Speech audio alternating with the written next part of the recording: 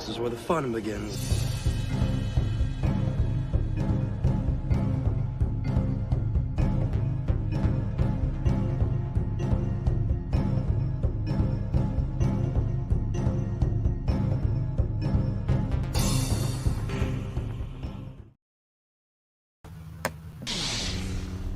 Are you sure? So be it.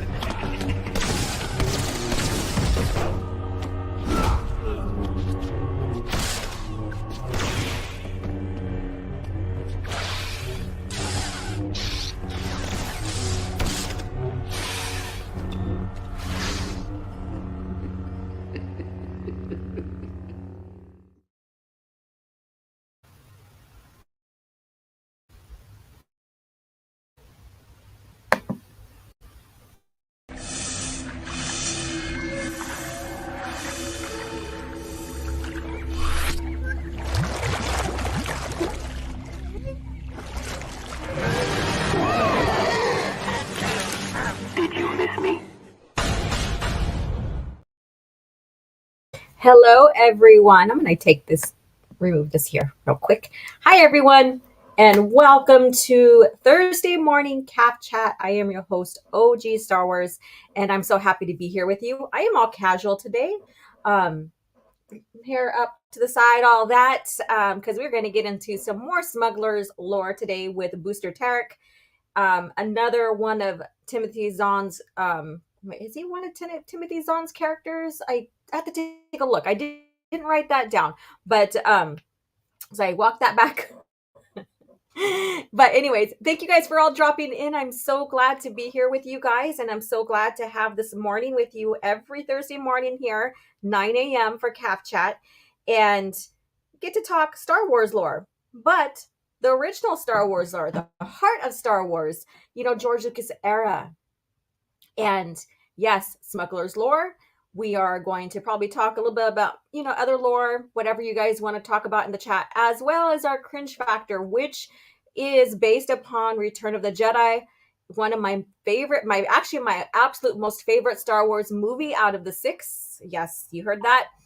I am not one of those, Empire Strikes Back. And I don't say those as a negative connotation, but I am, my number one top is Return of the Jedi. Number 2 is Revenge of the Sith. They're very, very close in favor. So what's yours? So what is your guys' favorite Star Wars movie? Your top, your number one. And while you guys are jumping on, I've been having sinuses. I'm trying to catch a cold. I don't know. So don't mind that. I'll be sipping a lot of my coffee just to keep myself from sounding a little bit raspy. So excuse me. But what is your favorite Star Wars show or movie? What is your top, your number one? Let me know. I'm going to go ahead and close my window. I have it cracked a little bit just to get some air going in here. So let me go ahead and do that. And hit the like button, you guys. And if you are catching the replay, let me know you came in. Leave me a comment. And of course, smash that like button as well. There we go. Oh my God, I still have this avatar up. This is from the space scene. This is Redneck Leia. Holy crap. I didn't realize that I still have this one here. I'm going to change it back to Merrick's Terrik. So you guys, and also, what's your beverage you're enjoying while you sit down and get into the show with us as we talk about Star Wars? What are you sipping on? What is in your mug? I am enjoying, of course, coffee. I have a little bit of a sprinkle, I guess you could say, of peppermint mocha. And that's it. That's all I have. And it's in my favorite mug. Let me turn this back on. Whoopsie. And you see my lipstick there because it's transferable. So there we go. And my lipstick. Yeah, so let's see who's in the chat here. Let's see who's in the chat. Woohoo, you guys are just popping on here. Good. I'm happy to see you. And then Jill Kari, if I said that right, or if I said that wrong, I'm sorry. Disney Lucasfilm just pulling shit out of their butts now. Of course, they have been since the start. They wanted their own creative freedom, so that means pulling shit out of their ass, I guess, Corey Cochran, hey all, how you doing, Corey? And the Fractured Filter, thank you for retweeting on Twitter about the show today. Good morning, chat, and good morning to you. And let's see here. Good afternoon, chat. This is from Brandon. I'll pop in later. Busy studying for my driver's test. Well, congratulations, man. The freedom behind the wheel. Amazing feeling once you start going towards that independence, I guess you could say. And Star Round 7, hi, with the purple heart, and hello to you. And then Master of TDS, hello everyone, and hello to you. I hope you are doing well. And then Iris, good afternoon, everyone. Hey, Iris, how are you doing? Cheers to you. Let's see here, and got people still popping in. Please share out the stream as well.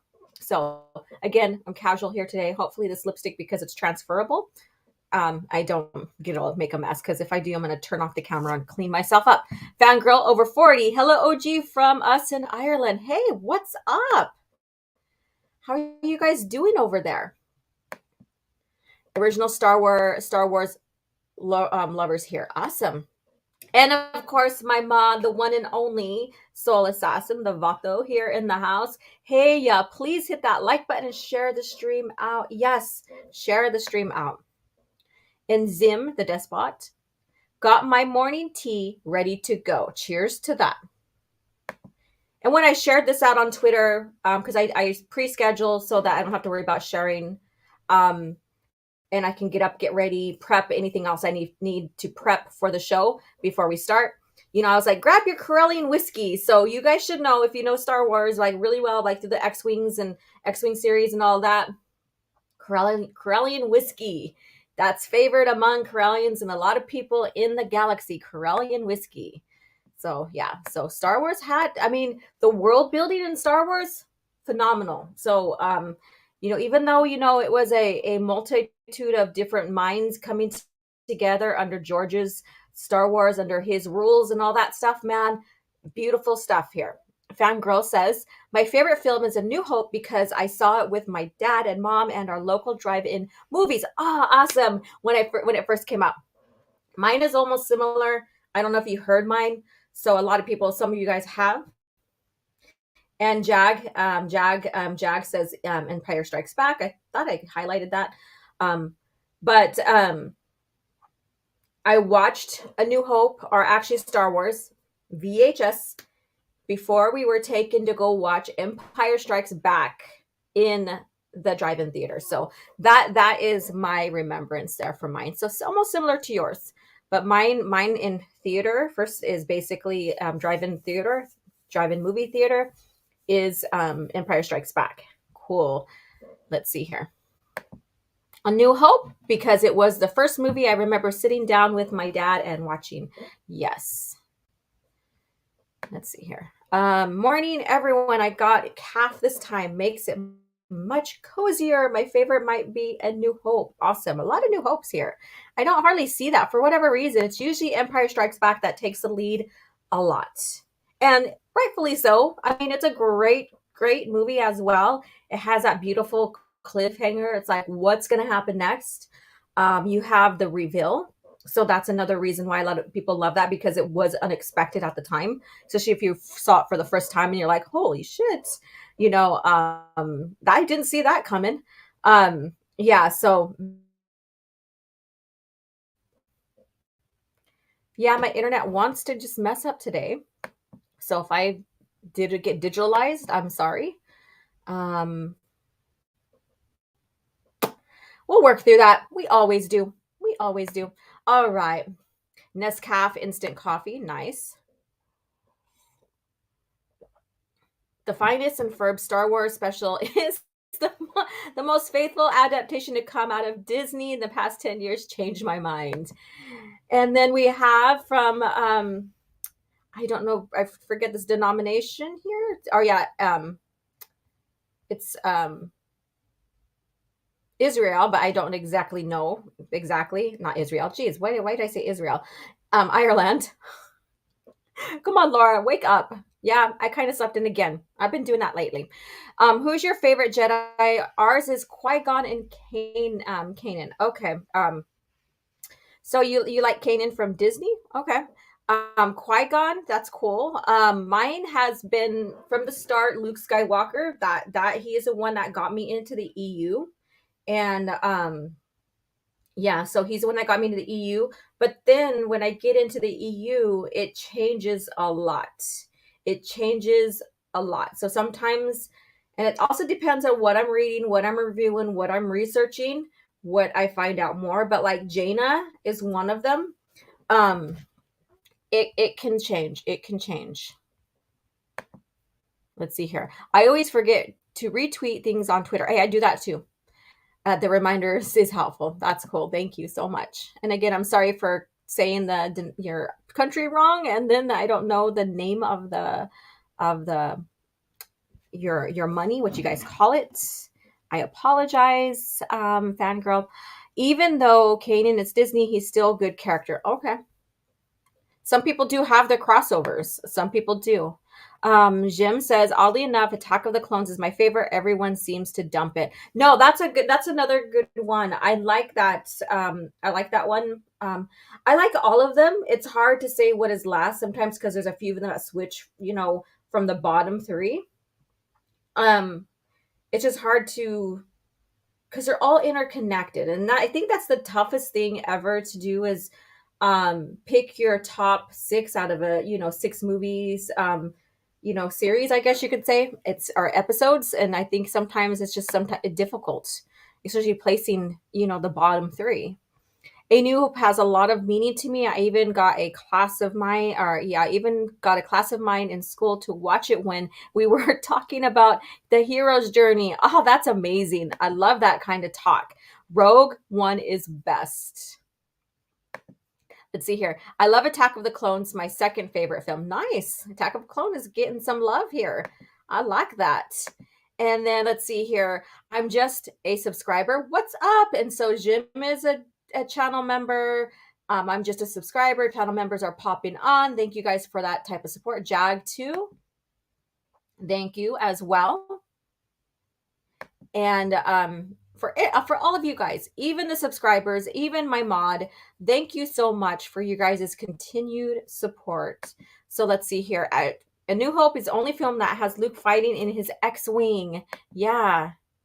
And I just got I've just done a short video audio recording of the prologue of Karen Travis's book Sacrifice. Love her. Oh, Sacrifice. Oh my God, that is such a crazy that star by star. A few of them with some of the deaths, they are so good despite the deaths because there's so much depth into that. And yeah, so yeah, that pulls the heartstrings. It sure does. Especially when Luke realizes that he loses his wife to the Force. Holy hell, that's just heartbreaking. All right, Fangirl says, and I sent it to her. Can't wait to see what she says. Awesome. Ooh, I got a sneeze. Excuse me. Karen Travis rocks. Yes, I agree. And then Jason is here. What's up? Hey, at G.Starwars. Good to see you, and hell to the chat. Yes, I do have merch. I am so bad at advertising it. So go check it out when you guys have a chance. And then Brandon, I am back. Let's see here. I can't choose either, and it doesn't help that I always watch all six together. Sometimes I'll throw Clone Wars in the middle too. Okay. I prefer Tartakovsky's over Filoni's. Howdy, y'all. Howdy, folks. Yes, Star Wars Scran. How are you doing? Welcome. And then my latest short video here. So you guys,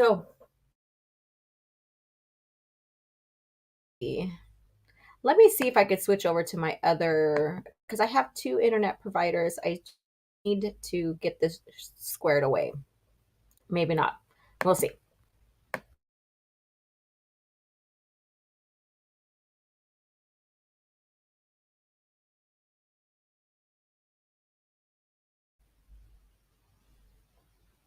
Okay, it might just be as bad as okay. All right, let's do this here. So last Thursday, we did talk about Talon Card and his ship. You know, we didn't talk much about his ship. Basically, it was the Wild Card, which is an amazing name for a ship and stuff. Very interesting character. Very he was very well done with Timothy Zahn.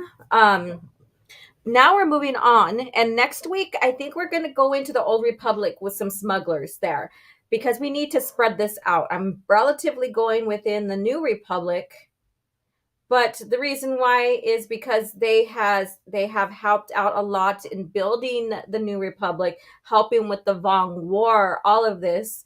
And so there's a lot of phenomenal characters, pivotal characters that we should highlight. And so Talon Card was one. Now we're getting into Booster Terrik. So let me go ahead and pull this up here. And so Booster Terrik, what do you guys know about him? Before we move on, this is just the standard information here. Let me change where my screen is at. There we go. All right. So what do you guys know about Booster Terrik, and what is your favorite? If you have a favorite moment of him within the lore, share in the comments here. Share in the comments. He is interesting to me, because of his ties back in Clone Wars, because of his ties with his his son-in-law's father, and then also with Wedge Antilles. So if you didn't know, and I shared this last week, Wedge Antilles was asked to be a part of Talon Card's crew. He wanted to hire him. Wedge turned him down. Now, the only reason how Talon Card knew of Wedge is because of Booster Terrik. And a little fun fact here is, and I shared this on Twitter, if you didn't know, like if you didn't get too much into the lore where you know these little nuances, these backstories here, which is fine. Some of us do, some of us don't. We have our own likes and we have our own in-depth experiences with certain timelines of Star Wars versus the other. So some people really, really are in depth with talking about Old Republic lore. Some people are all about the dark times and going into the OT. Some people are all about Legacy of the Force and knows everything there, our New Jedi Order. So everybody has their own depth in their knowledge of Star Wars. Some of them are some people are very still just predominantly with the movies, and some things like some books that are tied around the movies. And that's okay. So with that, with after my long rant, Wedge Antilles basically was raised by Booster Terrik after pirates that were being pursued and stuff shot down and killed his parents in their mobile gas station, I guess you can say, by Corellia. So they are Corellians. There's a lot of phenomenal pilots, shippers, that are Corellian. So Booster knew the family, and sometimes Merrick's would go stay with the Antilles over there, and a lot of times Wedge would be with Booster and stuff. So there was that family acquaintance between the Terriks and the Antilles. And when Wedge Antilles family got killed, and he thought he lost his sister too, I believe. That's when I remember. It's a little vague because I haven't visited that story in depth for a while. But he has a sister, and he thought he lost her too. And she basically, I wouldn't say disappeared, but yeah. And then she ended up marrying a Fel. So Jagged Fel is named after Wedge's dad. Wedge's dad is Jagged Antilles. So there's some little bit more history here. I do have a super chat. Let's see. Is it Corran Horn's father-in-law? Yes, correct. He is. How do we become a member of your channel? Go ahead and if you're on a computer, just go to my channel page, and there's a button called join, and go ahead and click that and pick which tier you want to join. I think I only have 2 right now. I have to update that. Whew, my nose. All right. All right, Zim. Take care of your cows and join us when you can, or catch the replay. Thank you. Yeah, I read that one already. All right. Yeah. And $11.99. Thank you, fangirl. It's getting closer to dinner time here in Ireland, so I have to go get it together for my husband, who is a Star Trek fan. Have a wonderful day. Yes, catch the replay. Thank you so much for hopping in.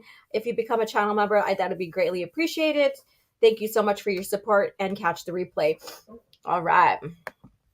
Let's see, Brandon. Yeah, that's to Brandon.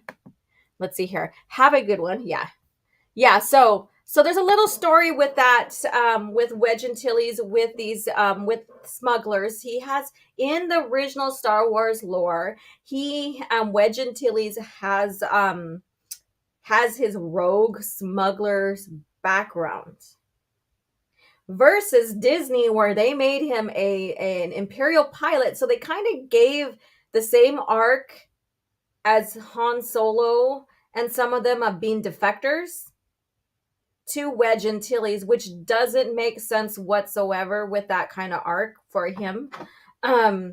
Biggs is a defector. That was something from the movies. Han Solo is a defector because he didn't like how they treated other species. He doesn't like slavery. And so there you have that.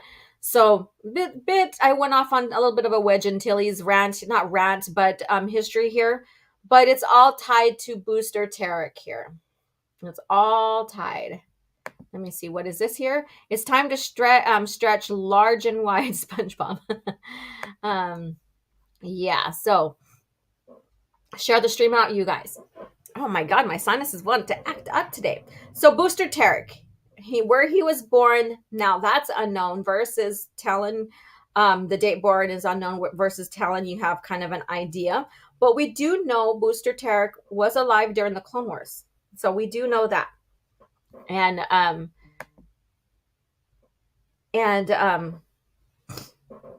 his homeworld, of course, is Corellia. So he's Corellian. And his species and gender, human male, hair brown, later gray, eyes brown with his red prosthetic. So this picture doesn't have him with his prosthetic eye here. So that happens later in his history. And he has a spouse, Gisela Terrik. So if you know Merrick's and Corrin's family, their daughter is named after their grandmother, Gisela.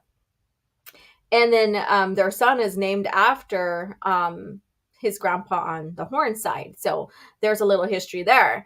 And then children, of course, Merrick's Terrik Horn, who I am, my avatar is. I did reface my face on there because I can cosplay her with really easily. I can cosplay her. And her and Jan Ors are 2 that I can cosplay without having to do much other than getting the right outfits, the right clothes and stuff. His affiliations is Smugglers Alliance and New Jedi Order. Hey, Mr. Dystopian, what's up? How are you doing? We are talking about Booster Terrik, and then later on our cringe factor will be something in relation to Return of the Jedi, and how it is said that Luke really hated Vader, so we'll get into that. You guys. So what's in your mug? If you're joining, please hit the like button, share out the stream, let your social media platforms that you're on know that we are live here. We are talking about original, true Star Wars lore here. And today, Smuggler lore is about Booster Terrik. So what do you know about him? I asked this earlier. I don't think I've seen anything posted here, and that's okay, because that's why you're here. So if you only know of some of the stories but not in depth about him, well, you're going to learn now. So feel free to ask questions, share your experience with this character, with what you know. That's what this is about. So I usually do an in-depth own like write out PowerPoint, but I found this, and so did Soul Assassin. We were talking, so this one's put together. He shared with me them separate. So this is going to make it easier for me to go through instead of writing down and typing out and making the PowerPoint presentation. This makes it a lot more easier on my end here to create a discussion about him. We all know, if you didn't know, fun fact, he is probably the only smuggler to have a Star Destroyer painted all red. Yes, painted all red. Very, very interesting bit of lore right there. A very interesting bit of lore right there. All right. So let's get into some of this history here.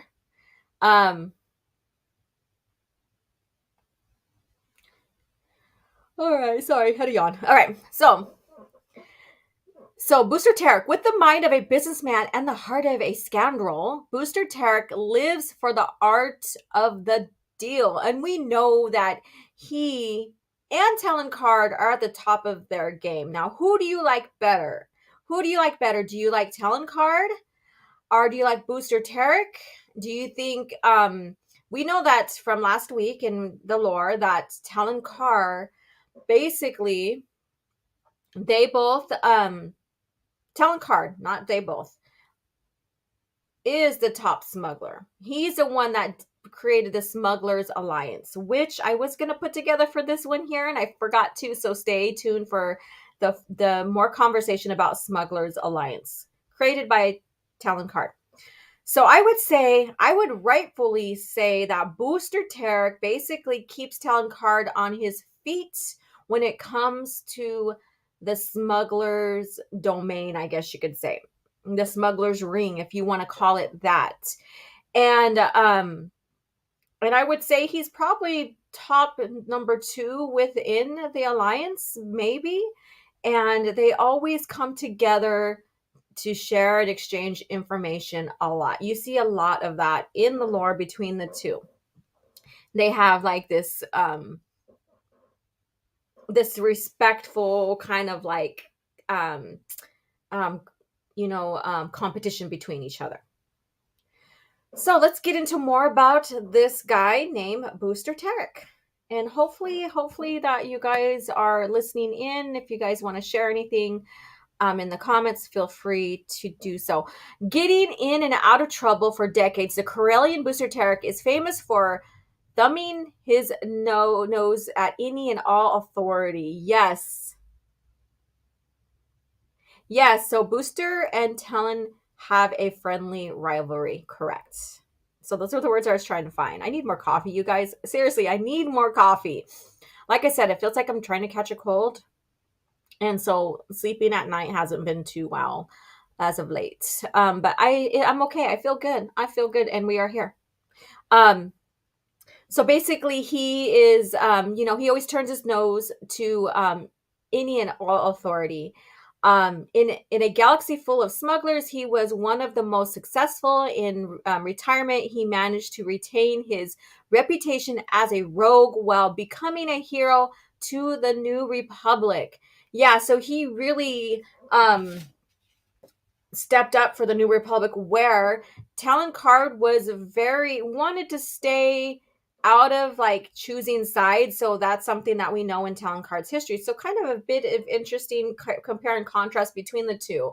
Him retiring, and in a way,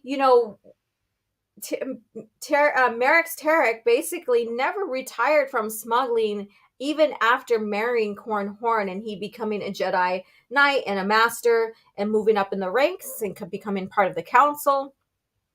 She was managing the affairs to, her and his, I guess basically her father's empire that he created with the smuggling with his own, and on the errant venture, which it's that in itself. We could talk about the errant venture and what it all contains and its history with the galaxy and New Republic and certain events.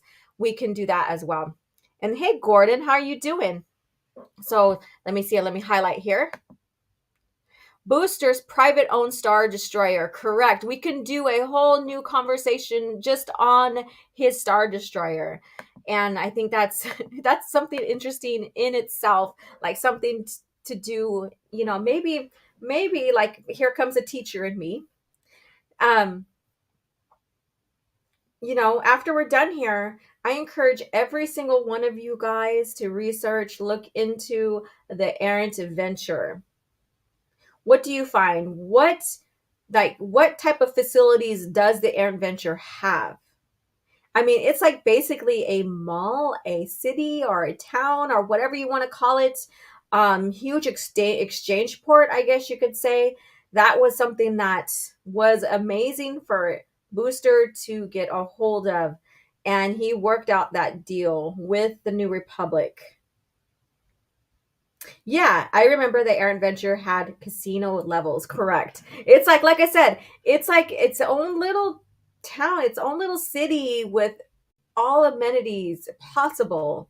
You can go shopping. You can, find, get a room to stay and sleep. You can, do your smuggling. You could do your trades with, if you're a smuggler, you can go in and do trades with other smugglers and exchange of information. All of that, like I said, Talon Card has even went to the Air Adventure or went to Booster Terrik for some information as well.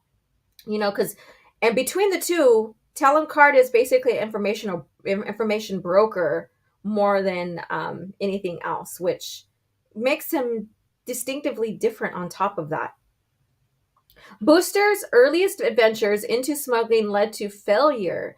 Deep in doubt and being trailed by bounty hunters, he fled to the remote world of Barlov in the stolen freight Starway Man. I almost said Star Wars and Starway, but Starway Man. On the planet, he befriended a resident noble named Llewellyn. I probably said that wrong. It's like I haven't heard it being said on any Audible or anything. So if I said that wrong, I apologize. Who offered to pay off Booster's outstanding debts if the Corellian would show him the galaxy. So there we go. So this is like, I believe, like if we try to post, I'm going to do some research here and try to nail down his exact or near around his birth date here. See if I can do that. But he has experiences during the Clone Wars. Like I said, the alien became Booster's co-pilot. Sorry about that, you guys, and business partner. After the Empire came to power, they often worked for the Rebel Alliance. So there you go. A bit of history here on top of that. Let's see here. Oh, yeah, you guys are all talking about the errant. Yeah. And it had hollow projector entertainment rooms, correct? And a bar, right? Probably a couple of bars. That place was huge. What doesn't it have? Markets, casinos, recreation. It's probably has a daycare. Probably. I mean, why not? If you have people coming in with their families, why not? Because that's money making, and then it gets the adults into, gambling and all that other stuff, In Booster's office in Errant Venture, he had an old, decrepit protocol droid holding bandoliers and several blasters. Most likely, Booster was born around the time of the Naboo crisis. That's what I'm thinking. I'm going to look into that because he was around, like I said, he was around when the Clone Wars happened. So, and he was, so that's something to look into. I agree with that. My mind's going a mile a minute right now because I'm excited about talking about Booster Terrik as well as being here with you guys. And I just feel good, other than my sinus is not. So I need to slow my roll. I need to slow down. And my nose wants to be a little runny. So I'm off camera right now just so I can clean up because it's not going to look good if I'm like always wiping my nose in front of you guys. That looks terrible, I think. Diddly squat, what's up? I want to be a Cobla. That was funny. All right. So the errant venture, oh my God. So we do need on CAF chat. I mean, there's so many ideas that comes to mind on lore topics, conversation topics with you guys. Like talking about some famous starships or ships like Jade's Fire or Jade's Shadow, or the wild card, or maybe even the errant venture, or even slave one. Talking about like famous vessels would be a great topic to have here with you guys. So I'm like writing down notes. You should see all the ideas I have, and then Soul Assassin throws some out sometimes. Some of you guys in the chat throws out ideas. I get ideas from people from Twitter. I mean, it's endless. I have enough material to consider to keep CAF chat going for a long time. And it's because we all work together. It's all because you guys share ideas with me. Or as I'm sharing a lore story with you of a character, what have you, the idea comes from that. So thank you guys again, because I may be the host, but we're all basically in a sense co-creators in a sense, because we do share ideas. We do share some of us may know a little bit more of a backstory than other, and we share that here. And then I'm like, I want to look into that, and that creates another conversation, creates another topic that could possibly be used. I mean, thank you guys. You guys are the reason why CAF chat keeps going, and I appreciate every single one of you. All right, so let's get back into this. And again, thank you. Hello, Diddly Squat. How are you doing? How are you doing? All right. So we know now that, Booster Terrik, basically he in his early years, his ventures into smuggling led to failure. He basically he didn't, more than likely he basically owed money because of his failures, debt, all of that. And so bounties were sent out against him, and that what's led him to basically kind of like hiding off on Barlov, the planet, and then finding his friend Lululian. I think I might have it right here. Lululian. And Lululian becoming his co-pilot. And like I said, he lived through the Clone Wars. He lived through the dark times when the Empire had control of the galaxy. And he helped the Rebel Alliance. And then later on, he helped the New Republic. So this guy has some history. Now, like I said, I want to pinpoint his birth date to a certain time frame, because this guy seems ancient to me, so in a way. All right. Thriving business. After years of smuggling, Booster married and had a daughter, Merrick. So he married, like I said, Gisela. They had a daughter, Merrick's, Terrik. He parted ways with Lululian. I cannot say his name. Like, feel like I get it right, and then I go and read it again, and I can't say it. He parted away with his co-pilot and his business partner and acquired a new ship, the Pulsar Skate. So that probably sounds familiar to you. The Pulsar Skate. Booster's business was a modest success, giving him quite a reputation in Corellian system and beyond. So Merrick's his daughter, she ended up basically help running his business. And I'm gonna jump ahead. We will get into this, but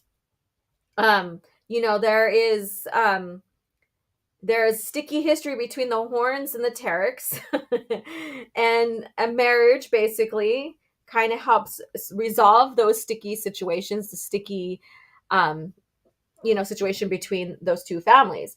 But the tragedy struck when Booster's wife died, forcing him to raise Merrick's on his own. When she wasn't joining her father on a smuggling run, Merrick stayed with the owners of the Gus Tretta Fueling Station, Jagged and Xena Antilles. So this is what I was talking about in the beginning of the show. A little bit of fun fact about Wedge Antilles. Well, here's some more information. And so I really didn't remember the name, but we have the name of the family's gas port or gas station, I guess you could say. So, Gus Trenta Fueling Station, owned by the Antilles Wedges family, whose son Wedge sometimes accompanied Booster on board of the Skate. When pirates killed Wedge's parents, Booster helped the teenager track them down. And I shared a comic panel about that. So that is on Twitter. I shared that little bit about that history there. Wedge Antilles can be his own little discussion.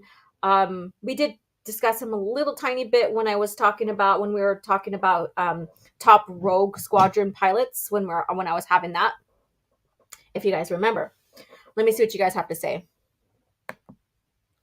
I remember when I read I Jedi, there was a ship with the name Bootyful. I have to go revisit that. I almost forgot about that. Holy heck. Wasn't he already around the time of the Separatists? Yeah. Let's see here. I can't write. That's okay. I can't talk today, but we're all here.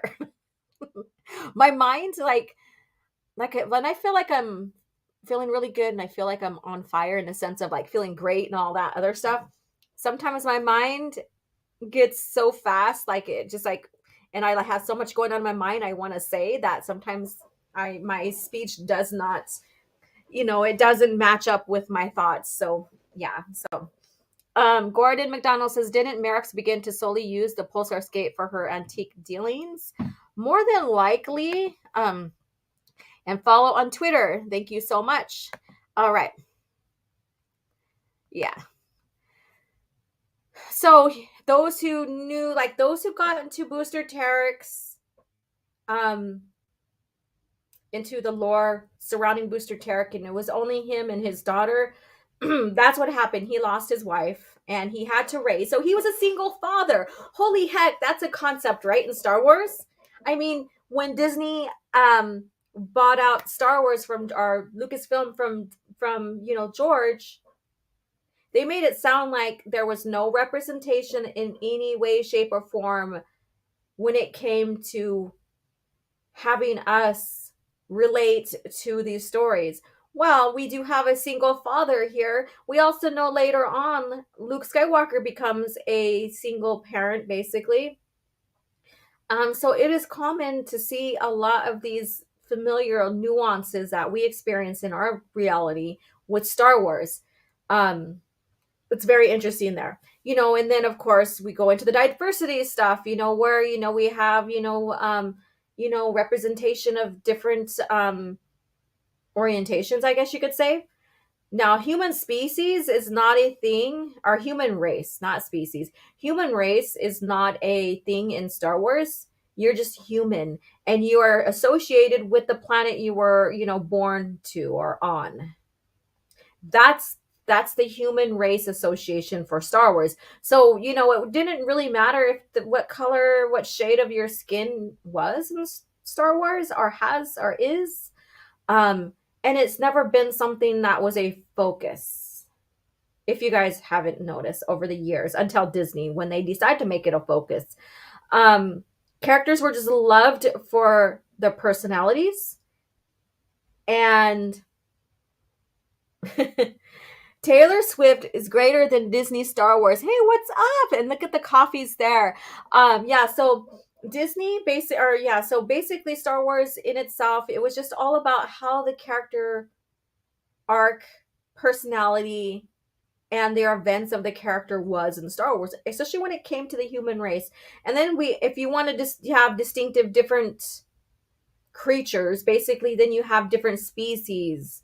And that's where you see the huge diversity within Star Wars. And then you get into the xenophobic of the Empire, all of that. Anyways, I'm going off track from Booster Terrik, but I thought I'd just throw that in here because he was a single father for a long time.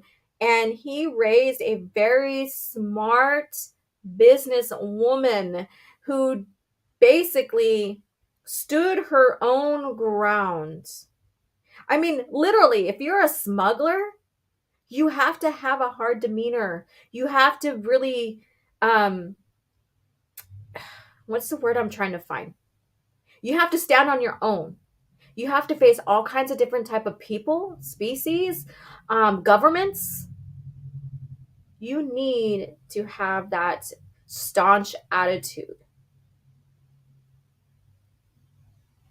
So, anyways, I wanted to get into that because I think this is a brilliant story between a father and a daughter, and how well he raised her. She's basically a strong female, that we see in Star Wars and stuff, and he raised her. And so there we go. Let me see here. Let me see here. I know you guys are chatting here. Booster and Han Solo are probably the same age, since Han was around during the Clone Wars too. Probably, like I said, thank you for throwing out these little bit of ideas to research as well. It's interesting to see. I want to know. He might be slightly older than Han, but I'm guessing they might be around the same age. Been having a rough week. These streams have been the highlight. And triggering chills. Well, I'm glad that you can come over here and find sanctuary here and discuss Star Wars. Let's see here. Diddly squat.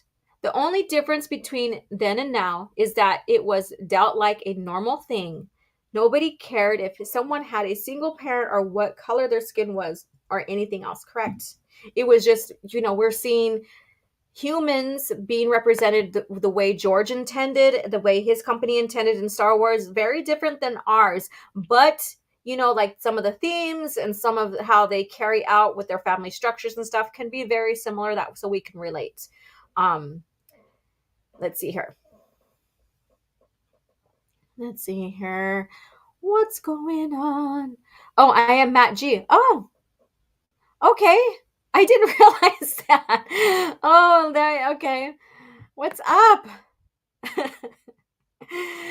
The more you know.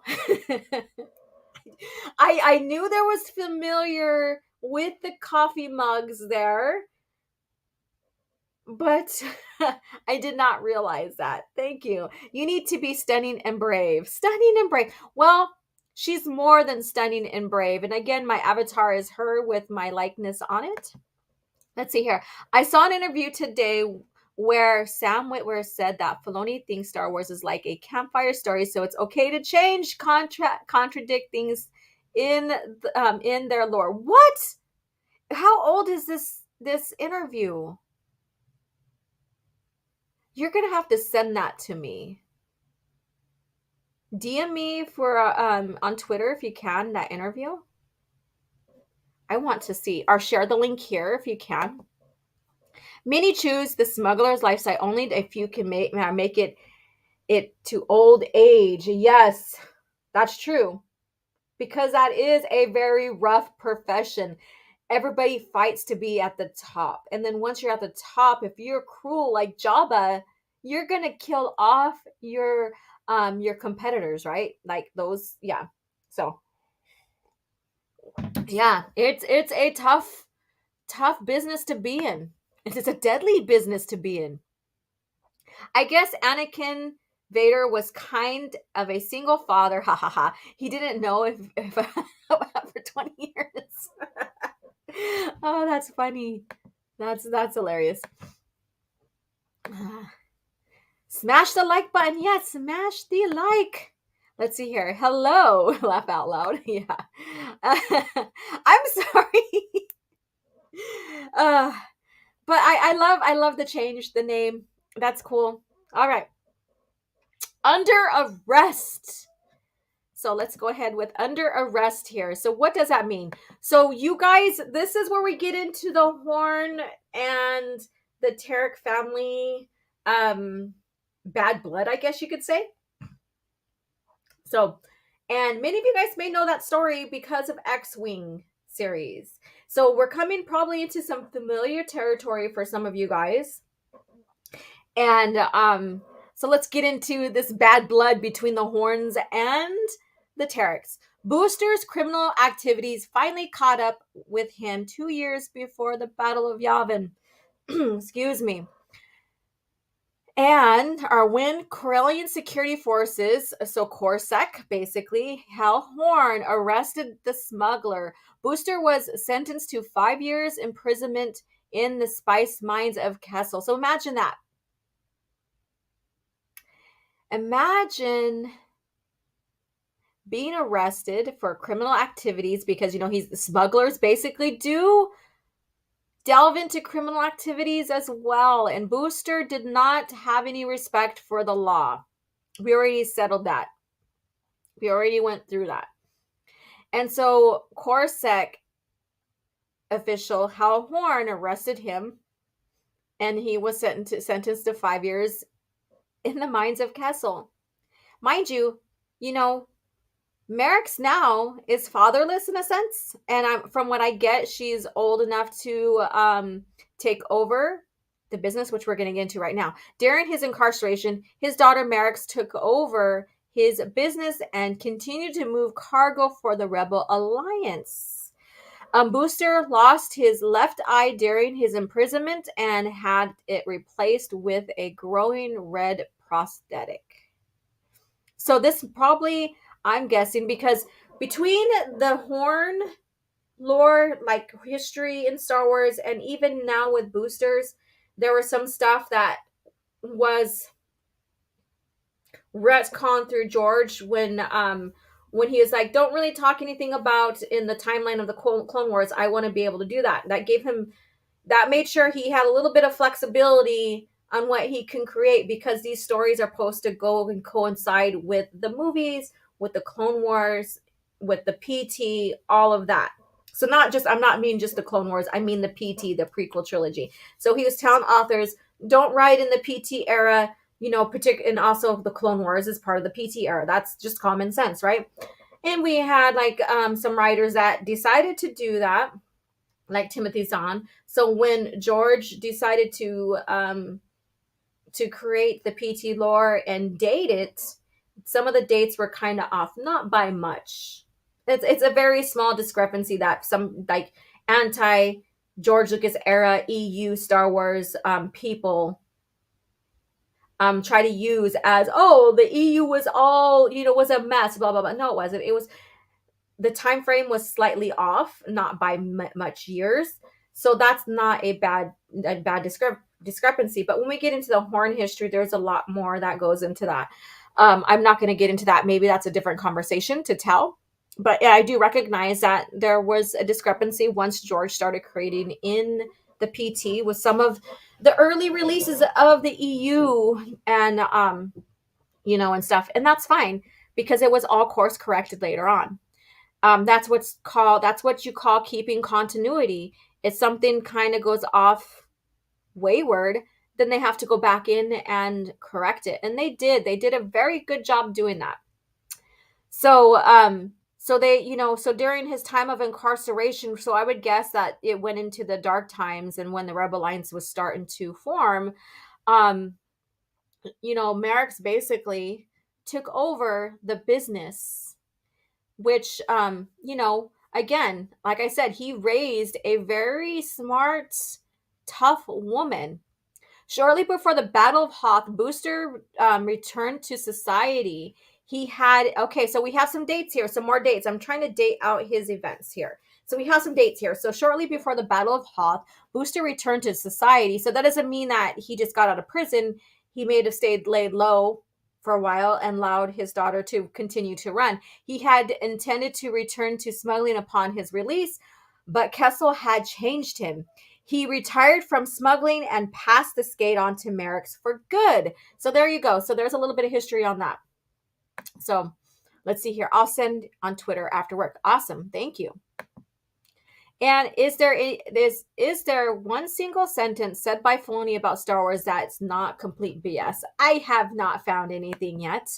Booster also gave his kid the pulsar. Yes. And Horn and Booster's history is like ongoing game of cops and robbers. Yeah. Let's see here. M.J. Stackpole ignored George's suggestions in his novel I, Jedi. He placed the Clone Wars and the pre-Jedi Purge years apart. Yeah. That's one thing. And they had to go back and correct that. And the thing is where was Sue Rustoni and Leland Chee, during those times. I think Lily and she wasn't there just yet. So was Sue Stoney when I Jedi came out. I could be wrong. Um, I think no, Leland she might still be there at that time, or might have been on board during that time. Diddley Squat says, I mean, considering that for the time the Clone Wars was supposed to happen 1 year before the start of Episode 1, I'm not surprised they had trouble with the dates. Correct? Yeah. So, like I said, George is like, let me establish that, and then you guys can write according to that. So, relatively, the authors did pretty good job. Try to leave things vague. There's a few of them that didn't, that had to have, some course correction, which weren't bad at all. It wasn't bad at all. So, and I'm not trying to say, it was horrible, because it wasn't. And that's my argument with those who are anti-EU. Oh, it's just a mess because of the Clone Wars and blah, blah, blah, blah. Yeah, it was around 1998, I believe, too. Yeah. Okay. So, assisting the rogues. So now we're getting into what we are, basically X-Wing series lore era. So this is the New Republic era.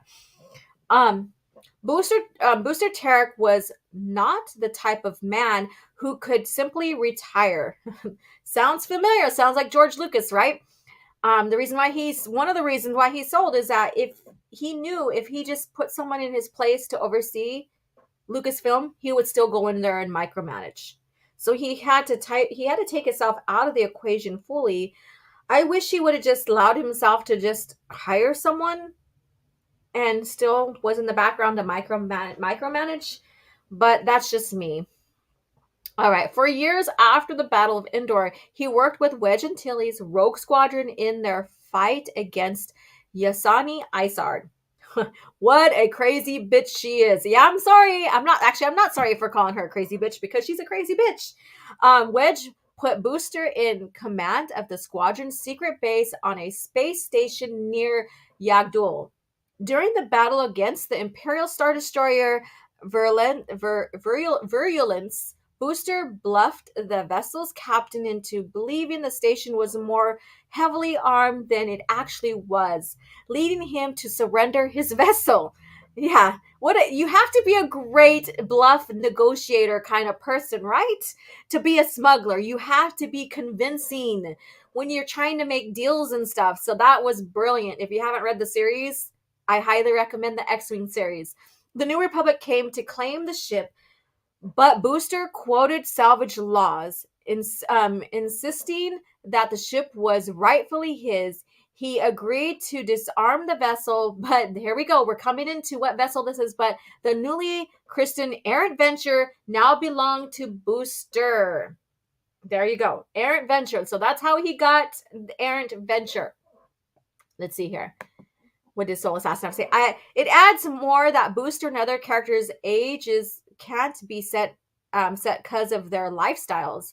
Characters like that try to keep low information about themselves public. Yeah, you got a point there.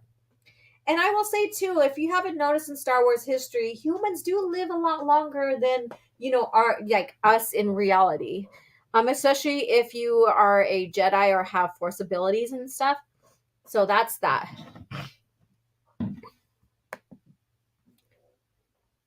The Star Destroyer Brie Larson. There you go. Let me take a sip here. All right. While working with the Rogues, Booster was surprised to learn that Cornhorn, son of Halhorn, was one of them. To make matters worse, here we go. Corrin was romantically involved with Booster's daughter. Despite Wedge's assurance that Corrin was a good man, the Corellian was not pleased. Grudgingly, he accepted Horn with the Rogue and Merrick's were married. When the Rogue and Merrick's was married. That was such a fun read. I mean, just to see, like, when you're reading those pages when he discovers who he is and stuff, and he's really going off, that was good writing. That made me crack up. I was like, holy hell, Dad is pissed off. Mobile market.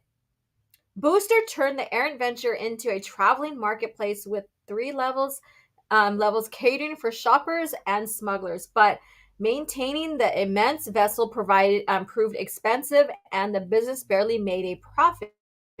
Booster also continued to help the New Republic whenever called upon.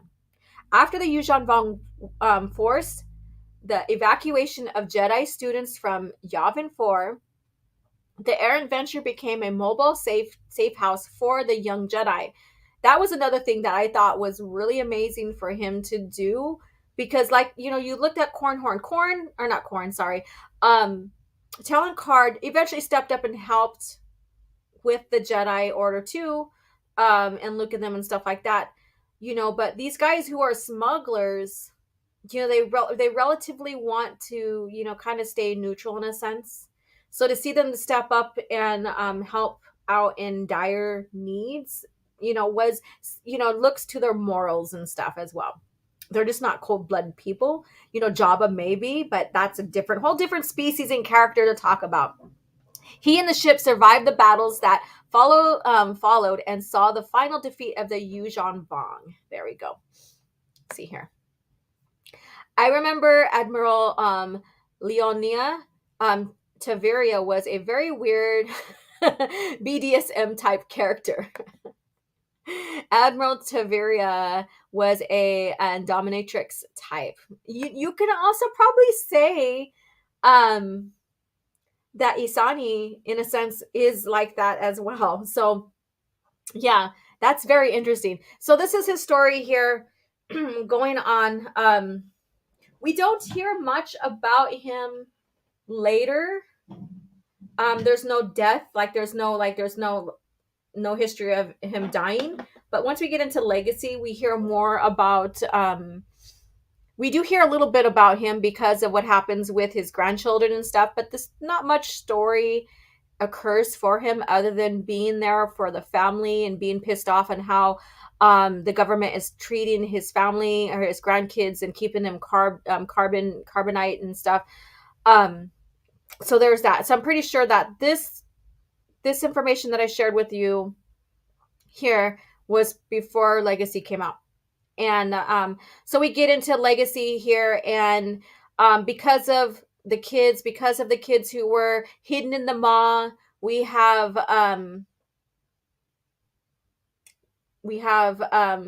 Abeloth, who was basically calling out, reaching to them and stuff that really affected them, and she was able to mind control them in a sense, and the Horn grandchildren were affected by that too. So they went crazy, I guess you could say, and they were captured and put in carbonite. And so there's that whole story behind there, but more or less the story pertains to Merrick's and Corran Horn more than Booster. Even though he was there to help out, he was very much pissed and stuff like that. So there's that story, but there is no death of him, so there's no death date, there's no birth date. Very interesting character within himself here. Very pivotal. Worked alongside with Talon Card when needed. They did have a friendly rivalry, like Soul Assassin said. So here you go. So here's one of our very impactful smugglers post Return of the Jedi, even going across from PT all the way to the New Republic era. So this man basically was another amazing character to look into, to explore, to read about, all of that. So from what's being said here, again, the question is still open. What do you like about this character? Is there any particular scene that resonates with you? Like I said, what made me laugh was how he reacted to Merrick's and Corran Horn's unity. How they liked each other and all this, and how he felt about the Horns because he was dealing with Hal Horn and being imprisoned on Kessel. And Merrick's is like, oh, that 5 years did my dad some good. So, whatever. So that, I wanted to share, and I want to hear from you guys. So she had a thing for Horn. Yep. Yeah, she did. She sure did. And I'm talking about Isani Isard. That right there in itself, she was torturing her captives similar to how Vader tortured Han Solo with similar devices and stuff, but yet she basically added to that type of device to torture. So that right there is ruthless in itself. Isani Ice Hard was ruthless. Let's see here. Kessel, a hard place, especially the spice spiders. Oh my god, yes. Like when you get into Jedi Academy trilogy and Han was captive there and getting into story and like learning about Kip Duran and stuff like that. Oh geez, that is some crazy shit. And then to have it revisited back in Fate of the Jedi and Han kind of making peace with those energy spiders, the spice spiders. Some crazy stuff. Gordon says Booster almost ruined Quarren's rescue of Merrick. So yeah, I remember that. And I had to keep it a secret from Booster. Yeah, he had to, not I. Isard has kinks. Laugh out loud. Yeah, she has some kinks. Holy heck. And she's a woman that, I mean, she's fit. She's got a clever mind. She's brilliant. She's menaceful. I mean, all of this. I mean, another one that you would want, like how your villain is portrayed and written is how strong your heroes are going to be. So if you have a weak villain, your heroes are going to be not so great. So, man, her for the X-Wing series was, when all her minions surrounding her, like Kirtan Lore, all of that, and some of her, some of the other people that she influenced. It was an amazing story altogether. And Stackpole and not Stackpole, Stackpole and Alston, brilliant writers for the X-Wing series. Like when you read the series and you don't pay attention who the authors are, it's like Wraith. After the X-Wings and we get into the X-Wing series where the Wraith squadrons are introduced, it feels seamless. It does. It really, really does. Let's see here. Might have to do a CAF chat on the Imperial leaders in the future. There we go. Another one. Thank you.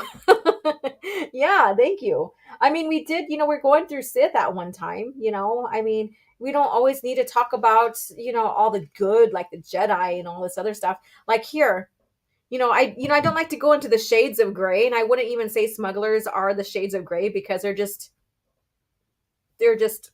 people who have these professions. And I wouldn't say they're even a villain or anything. They just, they could be, it's almost like smugglers. It's like smugglers are almost like a criminal ring, criminal organization. They don't, exist and function in the confines of the law. But the governments will still use them. Hence, there's a smuggler alliance to help shepherd material and stuff like that all over. 50 Shades of Grey. Ha ha ha. No. No, thank you. All right. So there you have it, you guys. Booster Terrik. I'm going to get into, next week, we're going to get into some a smuggler from the Old Republic. Share ideas here, because I'm not privy to some of them. So I want to share right now. We're going to get into Cringe Factor here pretty soon. Let's see here. And I'm going to go ahead and play a commercial here. And I want you guys to, if you guys are privy to the Old Republic and know some of the smuggler lore there, share some names. Because, like I said, everybody has their strength and weaknesses and what they know in the Star Wars lore, pre-Disney. The Old Republic is where I'm still learning and growing more so than, everything past the PT or the PT era past that. So go ahead and share. Let's get into this. The fate of the galaxy is now in your hands. With the new LEGO Star Wars Slave One, you can load Captain Solo, arm your weapon systems, man the cockpit, and take off with the most feared ship in the galaxy. But watch out for rebel ships. No matter the enemy, no matter the firepower, you control the action. With the new LEGO Star Wars collection. All right, you guys. So hopefully you guys will have some ideas. I know Soul Assassin probably will share with me later. I do have a couple in mind, but if there's one popular one that keeps being mentioned, I will go ahead and go with them. Um, it's always fun to share like the differences between the smuggling organizations from past to present in Star Wars lore. So going back, we talked enough about the New Republic era, OT era, two phenomenal smugglers. Han, another one. Han that turned into more of a leader position and stuff like that. So his gears kind of shifted after he married Leia, right? So, but we have Booster and we have Talon, two very influential, prominent smugglers of that time frame. So we're gonna take it back. We're gonna take it way back into the old Republic. So stay tuned for that. So now let's start getting into our cringe factor here. So with that being said, what are your favorite moments in Return of the Jedi? Because this is about Return of the Jedi. I don't have the article up with me. I will pull that up here and we'll transition into that here pretty soon. So, what is your favorite moments of Return of the Jedi? Let me know. What's the name of the large hat wearing smuggler couture?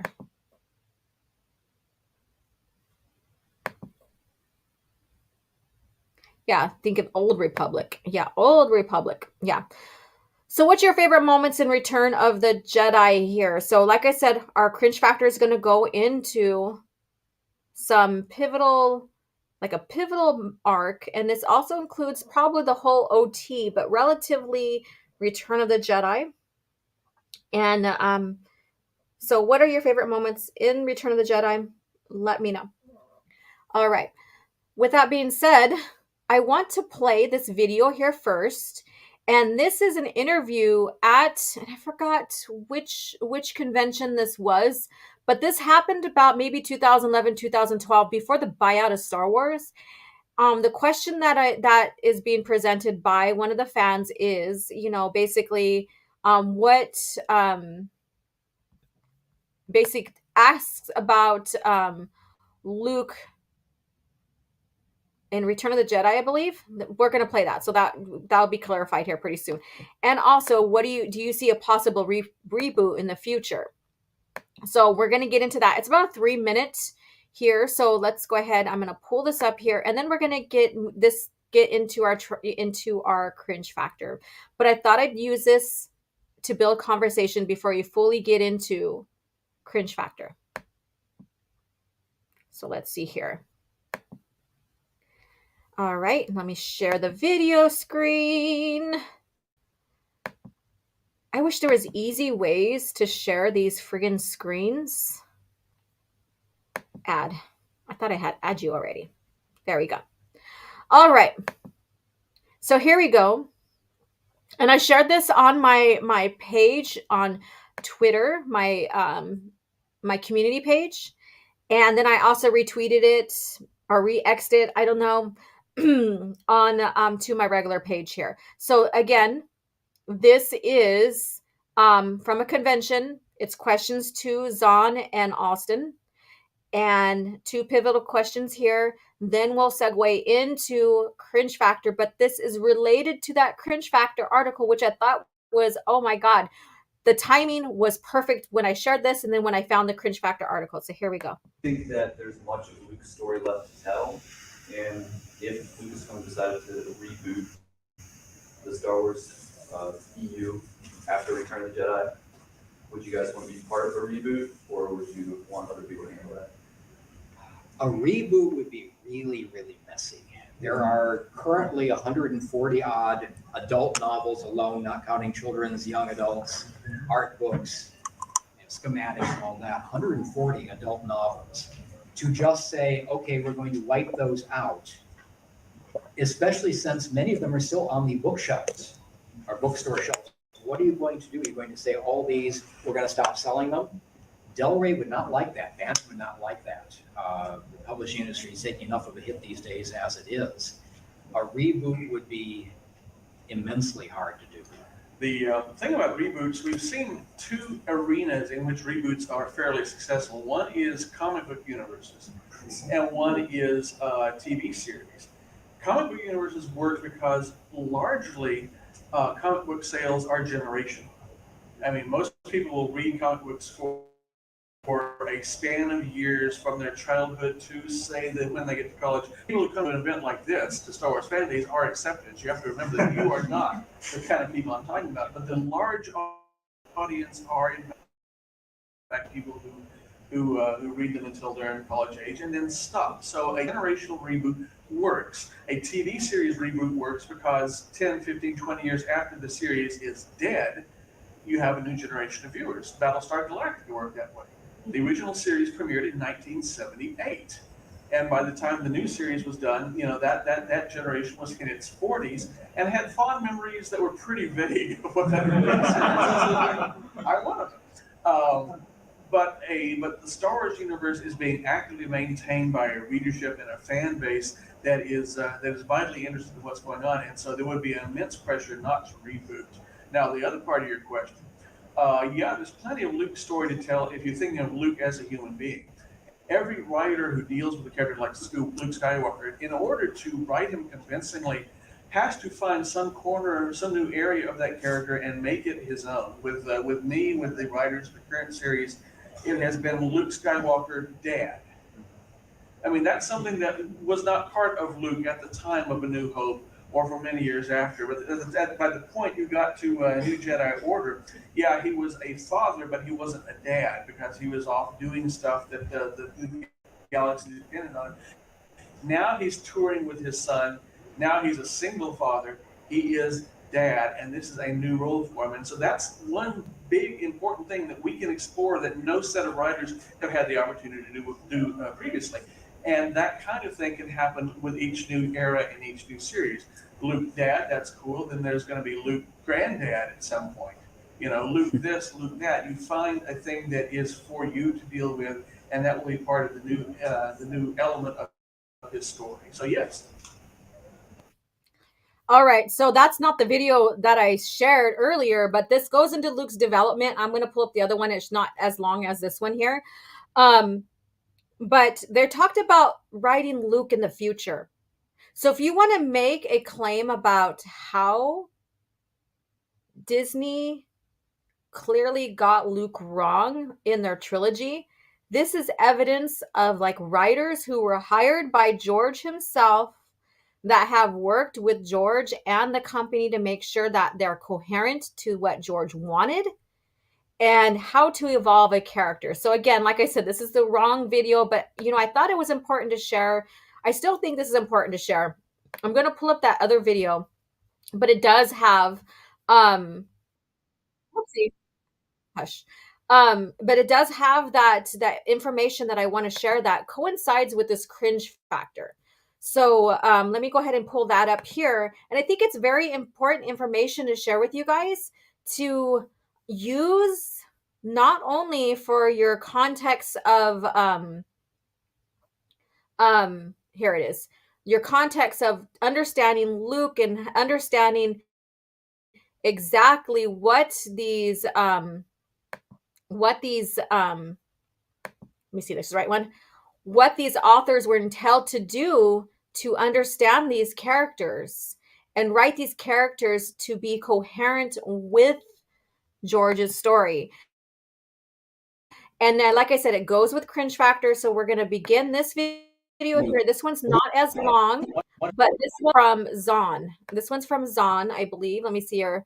And I think it's a very good follow into our cringe factor. So let's go ahead and give this one. One of my favorite subtle bits is from Return of the Jedi, where right after Luke has defeated Vader, what did Luke's strength come from? Vader's threat to his sister. What does the Emperor say? Your hate has made you powerful. He missed it completely because he doesn't understand love. So it never occurs to him. And there's just a nice subtle little touch there. And they're little gems to be gleaned throughout the whole series. It makes it a joy to watch. one of my favorite subtle bits. All right, so he explains in Return of the Jedi, the Emperor fails to see what Luke's strength is. He thinks his strength is coming from the hate, the fear from their manipulating him to turn him dark. So he thinks that his strength comes from that fear, that hate. Whereas Timothy Zahn is pointing out the Emperor is mistaken because Luke's strength is coming from his love of Leia, love of his father, wanting to redeem him. And George does say this in this cringe factor. We're going to go through this. George does basically confirm Zahn's theory or Zahn's understanding of what Luke's strength is, not was, but is, and that's a love. And that's the huge difference between Anakin and Luke.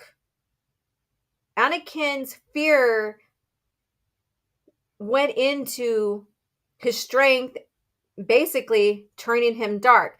Luke is going into his strength through love. So we're going to go ahead and start segueing into that portion of cringe factor here. But first of all, let's go ahead and check out this. I had fought the worst of all wars and witnessed the redemption of evil. I have seen balance restored to the Force. But order can turn to chaos, as it did when I was born. Now, with my loved ones and my loyal allies, I face a new challenge unlike any before. And I'm not sure at this time we can win. Star Wars Vector Prime by R.A. Salvatore, the first novel of the new Jedi Order.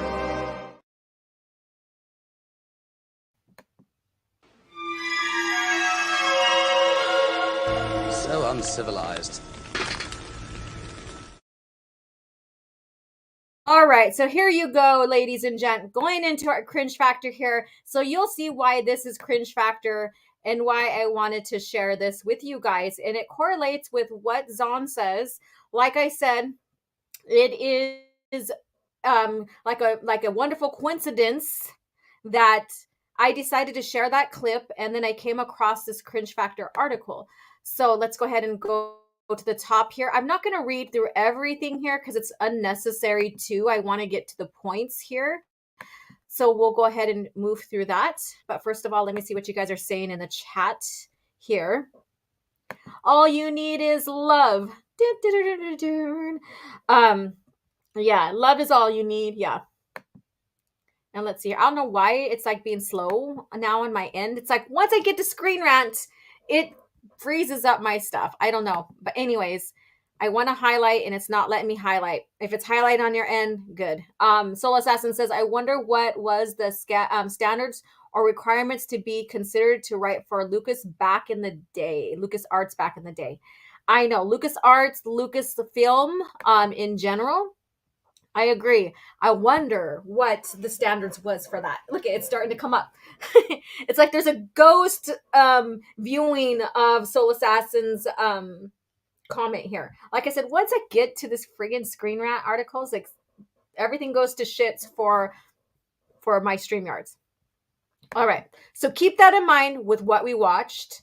But what I shared earlier, keep in mind about Luke's development as well, and what was understood, and also too about a possible reboot and how those two authors are like there can't be a reboot because the fans are basically they're not saying that they cater to the fans, but they understand what their consumers want, right?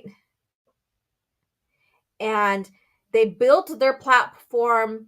George built his platform based upon what his consumers wanted and need and seen and enjoyed.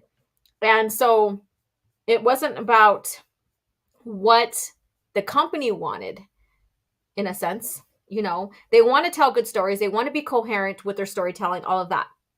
So basically this right here is, and it's going to go into understanding the lore, and this is by Daniel Tenaglia, I'm guessing.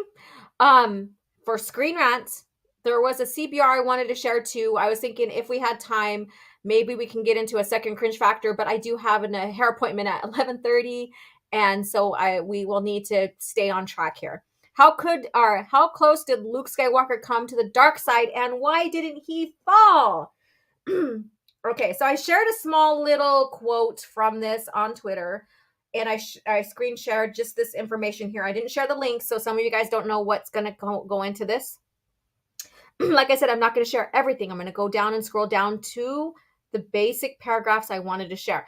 But here's the header, and here's the subheader. Luke Skywalker faced many of the same dark side temptations as his father Anakin, and feared becoming like Darth Vader when confronting the Emperor. Yeah, he didn't want to go to the dark side. We know that already. But this is not what this is all about. But this does show Daniel's lack of knowing the lore and George's intention, because he even kind of owns himself in this article. Funny how a Screen Rant contributor can own themselves in their own articles. So we'll get into that. So this basically, the first two is basically comparing, and we already know them. Luke could have turned for the same reason as Anakin if you start down the dark path. Let's see here. All right, Luke. Okay, so this is where I wanted to. So it's highlighted here. The fear of becoming. So this is all about like Luke could have turned dark. We all know that there was George set it up to like, is Luke gonna go down the dark side? You know, he did that for suspense and stuff. Even in his own scripts that before he got to the final product, they did have Luke turning in a sense, but that never fruitioned. So basically, I don't talk as if it's part of the role and part of the lore, because it isn't. That's just something that didn't fruition. George went down a different path. Fear of becoming Vader threatened to consume Luke. So fear of becoming Vader threatened to consume Luke. Yeah, in a sense, he didn't want to turn dark. He didn't want to turn dark like his father. He wasn't in fear of becoming Vader. He was more or less fear of becoming a dark version of himself, and then also possibly maybe being part man, part machine, who knows, which would go into a little bit of about the Vader arc, I guess you can say. Vader made Luke fear the same loss he feared years earlier. So here we go. Over the course of the original trilogy, Luke grew to absolutely hate Darth Vader. All right, so this is the quote I shared on Twitter. So if you follow me on Twitter, you would have seen this quote with, a screenshot of this article. Now, how many of you guys came to the conclusion that over time, over the original trilogy, Luke grew to absolutely hate Vader? That's not correct. He did hate him from the beginning because he thought that Vader killed his father. He thought that there was actual physical fight between two entities. But when he learned who his father really is and what really happened, and the analogy that, Obi-Wan and even Yoda used to describe how Vader killed Anakin, that was like an inner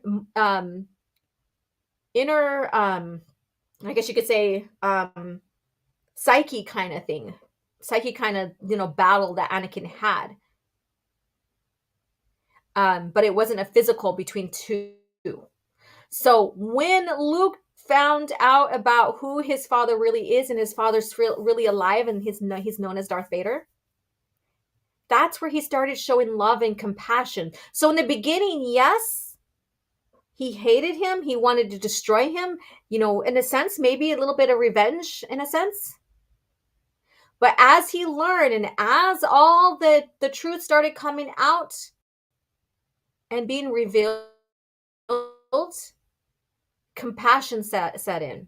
So this person is completely wrong by saying over the course of the original trilogy, Luke grew to absolutely hate Darth Vader. No, he did not hate Darth Vader. He wanted to redeem him, to bring his father back, because he understood Vader basically is Anakin. That all came to a culmination when Vader threatened his sister on the Death Star 2, leading to Luke going all out in a lightsaber barrage. Luke attacked his father with a fury never seen from him before, and he actually managed to beat Vader back. This ended with Luke slicing off his father's right hand, revealing robotic parts underneath. This has a distinct double meaning. The first being that Luke cut off his father's hand just as his father cut off his the film prior. But on top of that, Luke looks at his own hand, also robotic, and realized that his horror that he was already on his path to become Vader. He was in a sense sticking up for his sister. He didn't want this man to go and influence her and turn her dark. Now, what did Zahn say? When he said the Emperor misunderstood Luke, that is true. So, it wasn't Luke's fear or hate that was making him strong. It was his love. And this is where I think that this person here, and this could be debated across the boards between all fans that, love this scene, this emotional, heavy arc scene between Luke and Vader, and Luke becoming a Jedi, finishing his final test, I guess you could say. This could be debated. Like he did get pissed off. He was protecting his sister. He was protecting his love. But the difference between Luke and Anakin/Vader is that Luke was all about the love. Like the love was his strength. The love was for him to be able to redeem his father. His love was his strength to protect his sister. And yeah, he did look at his mechanical hand after he sliced off his father's and was realizing, shit, I can easily turn dark. Because that's always in front of you, right? Like as a Jedi, as a Force user, there is always that possibility of venturing down the dark path. And was he afraid of having his destiny same as his father? Of course he was. So Luke reacted with anger and aggression. So this is what he's saying about that incident. Both tools of the dark side. But again, go back to what Zahn was talking about with being, misunderstanding Luke. Just as Anakin had react to his fears. So instantly when excuse me, God, I'm out of coffee, you guys. When his family Padme was threatened, Luke reacted over Leia. So what do you think about that? Now, Anakin reacted out of fear of loss. And the Emperor is like, oh, okay, so he's starting his path down. If he doesn't correct this fear, he is ripe for the picking. I can manipulate him. And that's what he did. But Luke is acting out of love. Was it the right way to act? Probably not. But his intention wasn't more or less fear and stuff. It was more or less out of love. And we're going to get into what George said here pretty soon. Luke's fear was the same as his father's fear of loss. Not in the sense Luke didn't want Leia to become dark. He was protecting, but I don't think it was more or less a loss of Leia. A protective fear over those he cared about. But most importantly, and I think because Luke acted in the presence of love, that's what helped him maintain himself from going dark. But most importantly, in that very moment, a fear of himself and who he could become. I don't think he was fearing of himself in that moment, protecting Leia's integrity. Taking a breath to clear his mind and be at peace. So, after he, basically beat down Vader, he realized, oh yeah, I can go dark. I can go there and stuff like that. And, but he, out of love for self, out of love for basically what he's been fighting for, he stood his ground. Luke recognized that he was what was happening. That was not where Luke Skywalker's fall to the dark side. This is not where Luke Skywalker's fall to the dark side. It was his greatest triumph. Yeah, because love is his great triumph. That's the premise of the OT. The PT was the Greek tragedy of someone falling out of the fear of loss, the fear of the unknown, the fear of, like the possession, where Luke was all about the redemption, about love, protecting those you love and stuff like that. Turning the situation around, Luke threw down his lightsaber and refused to fear. That sounds funny. Luke threw down his lightsaber and refused to fear. No, he refused to fight, and he stood against the Emperor. He did basically, he underestimated the Emperor when he threw down his lightsaber. So if you get into Truset Bekor and the lore after, he will admit that he wasn't expecting what was to come. But that also, what was to come also became a part of his tool of love, of redemption, of calling out to his father to help him out. That's what was the pivotal point there. But he didn't throw down his lightsaber and refuse to fear. That sounds so odd. Luke Skywalker saved by his ability to listen and love. I am a Jedi like my father before me. Let me see, where's that? Okay. In the moment where Luke declares, I am a Jedi like my father before me, he is accepting what he does not have to become Vader. He's accepting the truth that he is a Jedi. He does choose to see the good in his father. So he's seeing the good in his father from when he learned about who his father really is and that his father is still alive. So it wasn't in that moment. This is where this writer gets it wrong. When he found out who his father is and his father's still alive, that's where he was like, I need to save him. It wasn't in that moment upon death and realizing he's a Jedi like his father, where he had that epiphany of, oh, I can save him now. Because his whole premise of surrendering himself was about saving him. Anakin was far too headstrong to do this kind of thing. So you're talking about let me go ahead. He can choose to see the good in his father and stand with him rather than against him. Anakin was far too headstrong to do this kind of thing, overcome by fear and anxiety. Okay. Luke, though, faced with the same problem, listened to his elders, heeding the warnings of the dark pool, but more importantly, Luke listened to the Force, calming himself from wanting to fight because of fear. So let's see here. Let's see what George has to say. So here is George. You see here.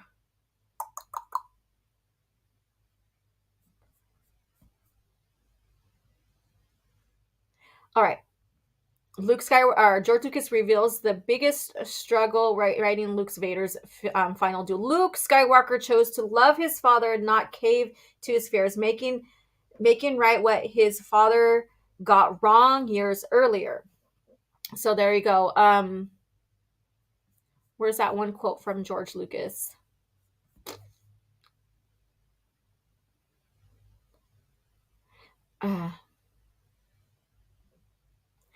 And then, and the faith that Luke placed in Vader allowed him to truly become Anakin once more. There is a difference between fighting because one fears that outcome and fight out of love and wants to save loved ones. This whole sequence, the most crucial moment in Return of the Jedi and the climax of everything Lucas preaches in Star Wars saga. So there you go. Where is that quote? I know that quote was in here. So anyway, so George basically says that Luke, just what Luke's or what Zahn said about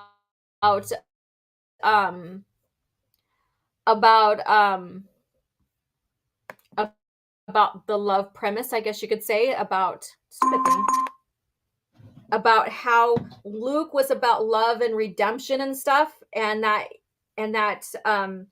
that Vader, Anakin, was about fear. So let me see. I have a super chat here.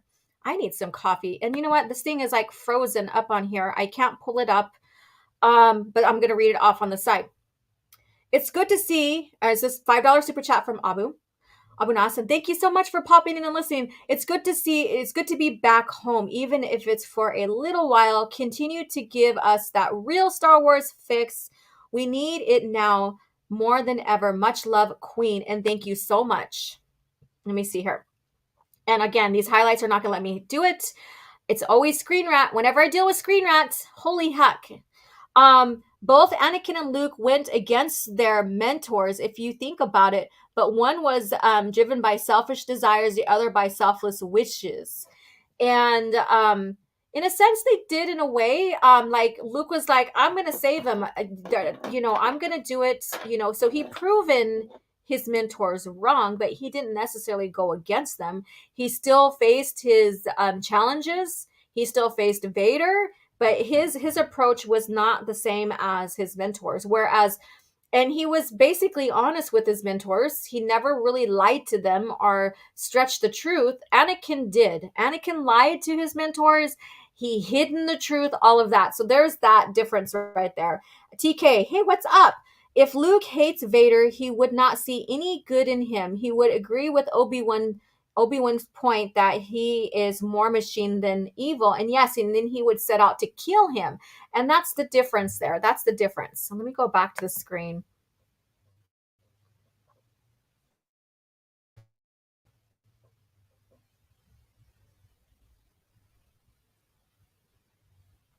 All right, let me go back to the other side there. So there we have it. So a little bit of cringe factor here. Oh, I hate when that happens.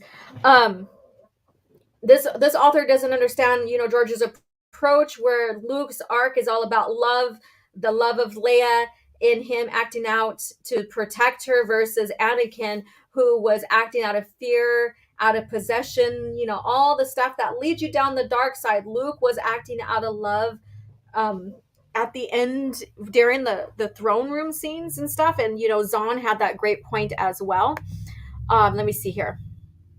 Here you go. Trusat Bakura. Let me go ahead and remove this. Maybe my StreamYards will go back to its normal thing here. So I'm still reading off of the chat. I can't highlight because I have like this thing going on here where it's not letting me. Luke tapped in. This is from Diddley Squat. Luke tapped into anger but did not surrender to the dark side, because mad doesn't make you an agent of evil. Indulging into selfish and fear and aggression time and time again makes it so. And he was acting upon love as well. Love, but again, he is a polar opposite than Anakin Skywalker. So that's the difference here. And saying that he hated Vader from the start and the hate progressed until that final moment is very wrong. His actions throughout his whole story in his hero's arc was about love, compassion, all those qualities that, one should strive to be. And whereas when we get into the Greek tragedy of Anakin Skywalker and the PT, his is about acting upon fear, possession, fear of loss, all of that, which made him ripe for the picking for Palpatine to manipulate and turn to the dark side. And Palpatine tried to do that with Luke because he thought, oh, well, like father, like son kind of situation. He was very wrong about Luke during that time. Luke was acting upon love of his father. He went there to redeem him. He was acting, and many times he pulled away. I'm not going to fight you. I'm not going to fight you, right? And so he was acting upon love, compassion. Both of them were manipulating each other's minds and stuff like that. We know that. But one, like the father's actions and where it got him to be Vader, are very different upon Luke's actions where it got him to redeem him. And I think that was what this writer misunderstood. And I think a lot of people do misunderstood the difference between the two, especially when Vader uses his sister to manipulate, to, cause him to get angry, I guess you can say. Luke was in the presence of protecting his sister's integrity from evil. And so his actions were out of love. Mind you, he probably was still not the right actions, but he realized that his actions pushed him to that border and he pulled himself out. That was out of love and respect for himself. And I think that's another thing that needs to be highlighted with that scene. And these points here are absolutely what I love about Return of the Jedi. Why it's my favorite out of us, my top one, and it's always been there. Is for the fact that we have this contrasting between Vader and between Luke, how he's being manipulated, but how Luke stays steadfast on his morals of love and compassion. Yes, he did get tempted to go to, fall, because no one's perfect, but still his love, respect for self, and his compassion for his father and all that stopped him. And it could possibly be his training too, in that he was clearly honest with his mentors, with his masters. Whereas Anakin was never honest with his masters when it came to his love of Padme, his fear of losing her, their marriage, all of that, because he was even being selfish and greedy with wanting to keep his standings as a Jedi Knight. See that difference there? I love picking apart scenarios like this. I love, analyzing and going further and like starting to just pull out all those nuances that maybe shadow what the truth is in there. And so Anakin, throughout his time, he was greedy. He was selfish because he wanted it all. Mind you, yeah, the Order, they had some issues going on, and that was another polarized, setting within Star Wars that Luke ended up correcting once he established the new Jedi Order. But during the time, Anakin could have been, said, okay, I love this woman. I'm going to step aside for her and the future family. So, but instead he lied because he wanted it all. He wanted it all. It was all about greed. It's all about pride. It was all about selfishness. And that's the tragedy of Anakin. And it's a beautiful tragedy in the sense that it highlights Luke's love and compassion and his redeeming qualities. And I think that George Lucas was masterful on combining or sharing these two stories, the fall and rise of Darth Vader, or the fall and rise of Anakin Skywalker. Yes, the story is about Luke, but eventually are just like the premise is more or less about Anakin and how one can fall wanting it all, to how one can release all attachments and just purely love and be redeemed. So I don't know if this is much more of a cringe factor other than just cringing at the person who wrote the article, but it brings to light on what, let me go ahead and see if this will highlight. My screen is still frozen up here. Here we go. It brings to light the whole premise of the story, the Skywalker story in a sense, though it was never called the Skywalker saga until the purchase of Star Wars or Lucasfilm. It was always called the Star Wars saga. But we have these characters here, father and son, who are opposites in so many ways, but also both similar in so many aspects of wearing the heart on the sleeve. One came from slavery. So there's a lot of like underlying fears, and structural, like mental and structural things that probably Anakin had gone through as a young boy that kind of shadowed him and followed him into adulthood as a Jedi, and led him down the path as well. We would never know now because we won't get those stories from, and if we do, I don't see Disney Star Wars as telling a coherent story in his favor. It's not under the supervision of George Lucas. So I don't treat it as the actual story. But if it was written, if we had a little bit more of Anakin's story than what we got, a kid as a slave with his mom, we probably could get more information about like how he had a lot of fear of loss as well. So I did go deep into this, but I mean, this story, like when you sit down and just talk about the movies in general, George was brilliant on telling these stories and giving us this tragedy that turned into hope. And it's for generations to come. This is like, this is the timeless storytelling here that all generations can relate to. I don't have any more coffee. My sinuses are acted up. I'm sorry. That can relate to and it doesn't have to pertain to our political stance or our reality. Like I said, because it's timeless. It has the hero's journey. It has the mythology. It has its own in-universe kind of story that is escapism. And another reason why I fell in love with Star Wars. So there you guys go.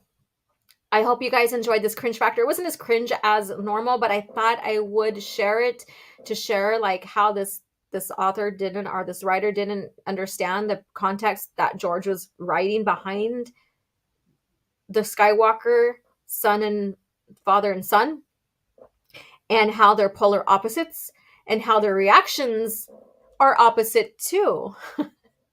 And I want to see what you guys have to say. I can't highlight because I still have some stuff on my side frozen. Let's see here. Both Anakin and Luke went against their... Oh yeah, I read that one. Let's see where I left off at. In the OT, I'd never seen Luke say or express that he hates Vader. Even before Vader revealed the truth, I've never seen Luke talk about how much he hates Vader. If anything, Luke was afraid of him. Yeah, there's fear. That man is like the most powerful dark side user, aggressor in the history, of the galaxy, just above Palpatine.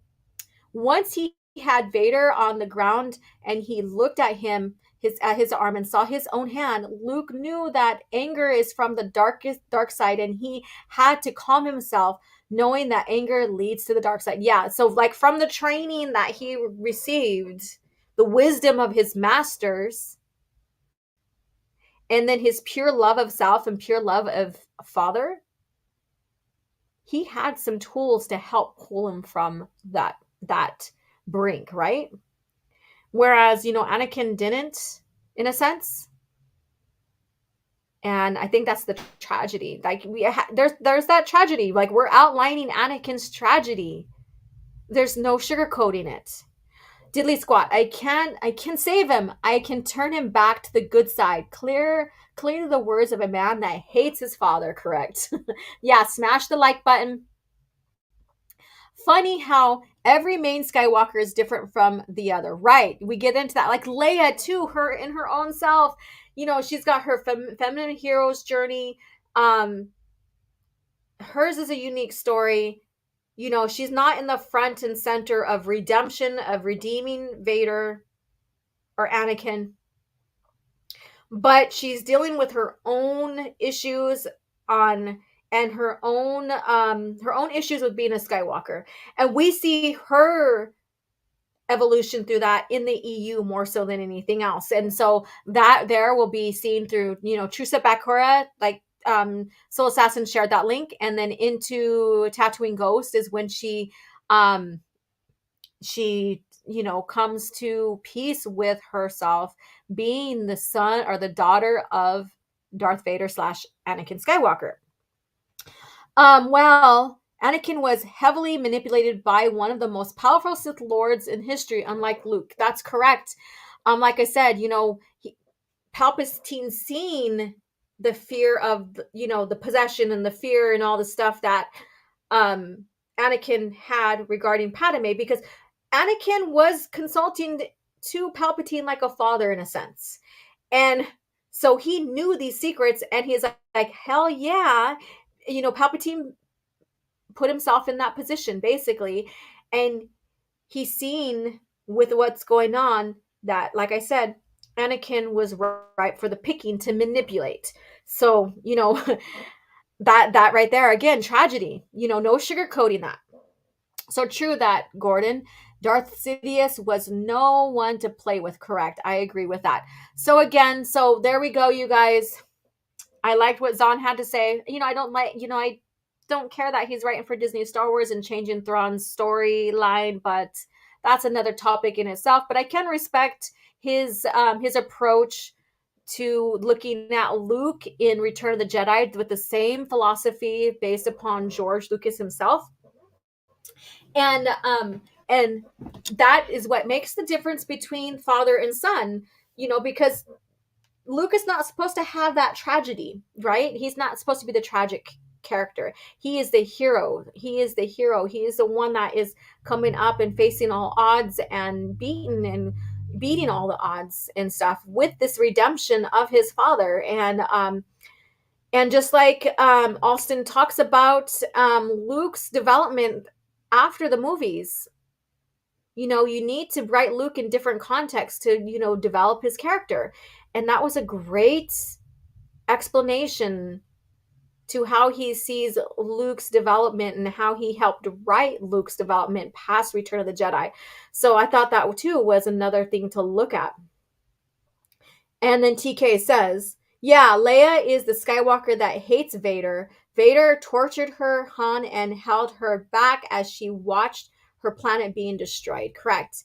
And then so her finding that resolution and that peace and stuff about who she is and who her father is. That was great storytelling by Troy Denning in Tatooine Ghost. I liked that arc. And also discovering who her grandmother is. And it kind of humbled her because she was raised with a royal family. And then to find out that your grandmother came from slavery on this backwater planet. Well, there's no water, but you know what I mean. And then let's see here. Stall a minute, OG. I got to get a link. Okay. All right. And yeah, we're going to come closing here pretty soon. So what are your thoughts with this? Did you learn a little more about George Lucas's approach through this Cringe Factor article and what I shared with you about these authors and their description? Just they're describing Luke at Return of the Jedi and Luke's arc, developing his arc after Return of the Jedi. And I hope you did. I hope it gave you more clarity on that direction and how he's supposed to be the opposite, even though there's similarities between him and his father. And I will say this, and I think some of you guys agreed with me, and I think I've seen people share the same opinion as I have, that when you look at Luke's demeanor and stuff, he has the demeanor of his mother. When you look at Leia and her demeanor, she has the demeanor of her father. But the difference too is that Luke became a Jedi like her father in the beginning, even though he has a demeanor of his mother. And Leia was the politician. Even though she has the demeanor of her father, she was a politician like her mother. Later, she eventually became a Jedi. But I like those comparisons. I think they're very interesting to look at in themselves as well. All right, you guys. So here we go. I wish I could highlight it. Friggin'. It's like I don't know if you guys see this, but there's multiple things like lightly highlighted with each other on the screen here. Very odd. Let me go ahead and stop shares. But Soul Assassin shared Leia meets Anakin's ghost, and that's from Truce at Bakura. So check that out as well. And again, thank you guys for coming in and hanging out with me. I wish these things would stop highlighting how they are, but I can't do anything about it right now. So thank you guys again for tuning in. I got to get going here. I have an appointment. But as always, catch me every Thursday, 9 a.m. unless I state otherwise. Next week, we'll get into Old Republic Smuggler lore. I will highlight who we are going to talk about. I will have that all prepped and ready to go. So we're going way back in Star Wars history with the Smugglers. And then I think just to keep it in the Old Republic, we won't discuss the Smugglers Alliance until the following week. So stay tuned for that. And Cringe Factor is always decided like hours before we start CAF chat. So stay tuned for that. And as always, channel members, subscribers, those who are not subscribed that have listened in, thank you so much for your continued support. I appreciate every single one of you. Thank you for topic ideas always. Like I said, we have material to last us a long time for CAF chat and really dive into the Star Wars lore, the Star Wars universe, right? So thank you guys again, and may the Force be with you.